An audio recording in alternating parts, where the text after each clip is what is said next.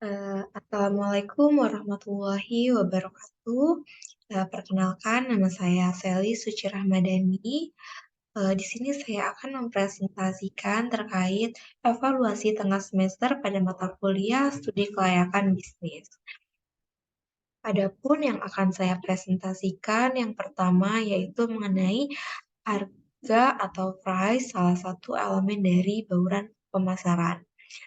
Jelaskan menurut pengertian Anda apa saja yang termasuk di dalam elemen harga. Nah, di dalam bauran pemasaran ini atau bisa disebut juga sebagai marketing mix. Elemen harga ini mencangkup semua keputusan dan peraturan yang berkaitan dengan menetapkan harga barang atau layanan yang ditawarkan oleh suatu perusahaan. Nah, harga ini juga mencangkup banyak hal, bukan hanya angka yang ditulis pada produk saja. Berikut ada beberapa komponen elemen harga. Yang pertama ada penetapan harga. Nah, penetapan harga ini mencangkup pendekatan keseluruhan terhadap cara perusahaan untuk menetapkan harga produk atau layanannya. Nah, dengan strategi ini biasanya bisa berbasis pada biaya permintaan pasar, persaingan, atau bahkan diferensiasi produk. Yang kedua, ada diskon. Nah, mungkin udah nggak asing lagi ya sama yang namanya diskon. Nah, diskon ini adalah pengurangan dari harga asli atau layanan. Nah, diskon ini dapat diberikan sebagai potongan harga yang langsung atau diskon secara kuantitas atau juga bisa diskon musiman. Yang ketiga, ada syarat pembayaran atau payment terms. Nah, syarat pembayaran ini mencangkup ketentuan pembayaran yang ditawarkan kepada pelanggan. Misalnya, apakah pelanggan ini dapat membayar dalam waktu 30 hari atau apakah ada diskon tambahan untuk pembayaran tunai seperti itu. Selanjutnya ada penetapan harga produk baru. Nah, di sini menentukan strategi penetapan harga ketika produk atau layanan yang baru diperkenalkan ke dalam pasar ini merupakan pilihan yang dapat melibatkan penetapan harga di atasnya atau bahkan di bawahnya atau mungkin bisa sejajar dengan harga produk sejenis di pasaran. Yang kelima ada penyesuaian harga atau price adjustment. Penyesuaian harga ini dapat terjadi sebagai tanggapan terhadap perubahan biaya produksi, di mana perubahan kondisi pasar atau pemasaran tertentu, contohnya seperti penyesuaian harga musiman. Selanjutnya ada kebijakan harga atau pricing policy. Nah, kebijakan harga ini mencakup pedoman umum atau aturan yang telah menentukan pendekatan perusahaan terhadap penetapan harga. Dengan kebijakan ini, itu dapat mencangkup kebijakan harga minimum atau kebijakan harga tetap dan kebijakan harga yang fleksibel. Selanjutnya yaitu ada harga premium atau premium pricing. Nah, harga premium itu apa sih? Penetapan harga premium itu yaitu merupakan harga di atas rata-rata untuk menciptakan persepsi nilai yang lebih tinggi. Bahkan produk atau layanan dengan harga premium ini mungkin menargetkan segmen pasar yang mencari kualitas atau keunggulan tertentu. Selanjutnya ada yang kedua, ada apakah menurut Anda cukup penting untuk memasukkan aspek pasar dan pemasaran termasuk di dalam studi kelayakan bisnis? Berikan alasannya. Menurut saya, dalam studi kasus kelayakan bisnis ini, untuk memasukkan aspek pasar dan pemasaran ini sangat penting, karena bagian-bagian ini memberikan pemahaman yang lebih lebih baik tentang potensi bisnis, daya saing di pasar, dan strategi pemasaran yang akan mempengaruhi keberhasilan bisnis secara keseluruhan. Nah, di sini ada beberapa alasan mengapa memasukkan aspek pasar ini sangat penting. Yang pertama, penilaian potensi pasar. Yang kedua, pengembangan strategi pemasaran. Yang ketiga, pemahaman konsumen dan pesaing. Yang keempat, resiko dan peluang. Yang kelima, perencanaan dan pengembangan produk. Dan yang keenam, pemilihan sasaran pasar yang tepat. Nah, penilaian potensi pasar ini apa sih? Di dalam menilai potensi pasar atau penetapan harga merupakan salah satu aspek yang penting nih yang harus dipertimbangkan. Harga ini merupakan elemen penting di dalam pemasaran yang dapat mempengaruhi keberhasilan suatu perusahaan. Yang kedua, pengembangan strategi pemasaran. Nah, di dalam pengembangan produk atau merupakan proses dan strategi yang dilakukan oleh suatu perusahaan dalam mengembangkan suatu produk. Ini juga meliputi untuk memperbaiki produk yang lama atau menambahkan produk kepada target pasar.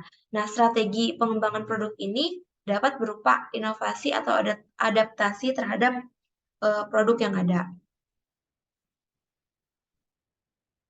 Yang ketiga, ada pemahaman konsumen dan pesaing. Nah, pemahaman konsumen dan pesaing ini merupakan fondasi yang kuat untuk pengambilan keputusan bisnis yang sukses. Dengan informasi yang tepat ini, perusahaan dapat mengembangkan strategi yang lebih efektif, seperti meningkatkan daya saing dan memberikan nilai tambahan kepada pelanggan.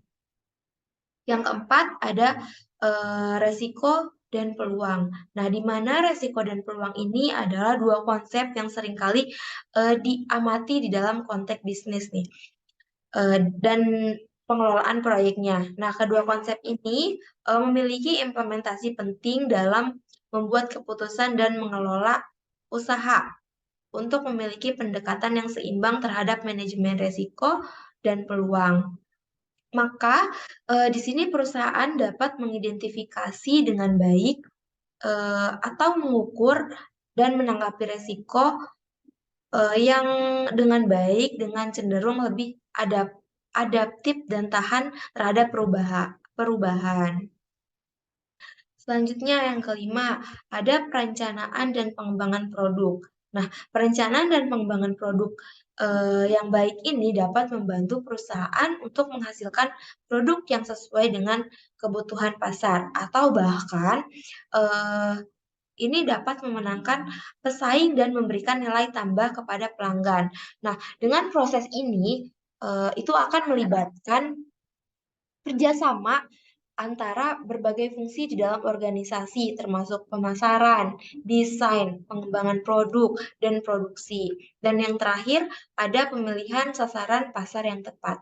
Nah, dengan pemilihan sasaran yang tepat, maka di sini perusahaan ini membantu untuk mengalokasikan sumber daya dengan yang lebih efektif, yaitu dengan cara meningkatkan fokus pemasaran dan dengan membangun hubungan yang lebih erat kepada pelanggan.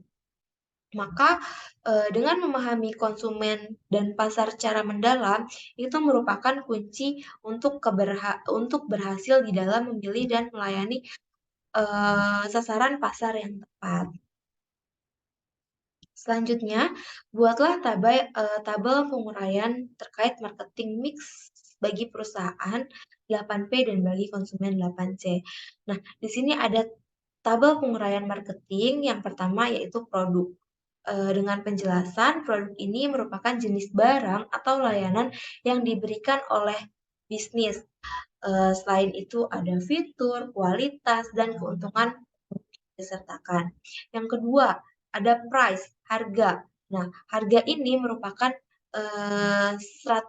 yang bisa dikatakan strategi harga seperti diskon dan perusahaan ini termasuk siklus pembayaran. Yang ketiga, atau ada place atau tempat distribusi. Nah, sistem distribusi produk di lokasi ini merupakan pendekatan dan ketersediaannya aksesibilitas barang atau jasa.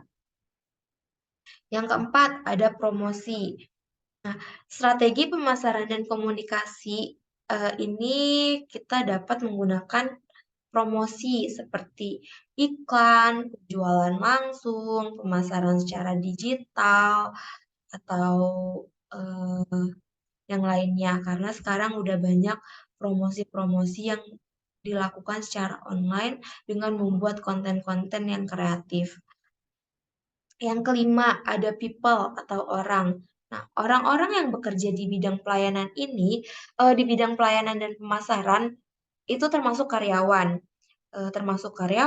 penjual, atau bahkan staf dukungan pelanggan. Yang keenam, ada proses.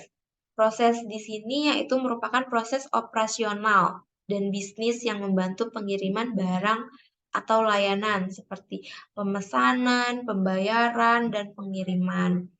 Yang ketujuh ada physical evidence atau bukti fisik.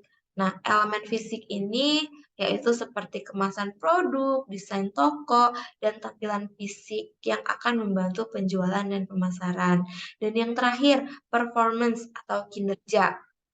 Nah, dengan evaluasi kinerja strategi pemasaran yang digunakan dan pengukuran hasilnya, maka hasil ini akan mencangkup sebuah matriks penjualan, kepuasan pelanggan, dan peningkatan merek. Selanjutnya ada eh, 8, 8C. Eh, 8C apa sih? Yang pertama itu ada consumer wants and needs, yaitu keinginan dan kebutuhan konsumen. Di mana di sini kita memahami kebutuhan dan keinginan pelanggan adalah sebagai dasar strategi pemasaran. Yang kedua ada cost to the customer, yaitu biaya untuk konsumen. Nah, semua biaya konsumen ini termasuk harga produk, biaya pengiriman, dan biaya yang terkait dengan yang lainnya.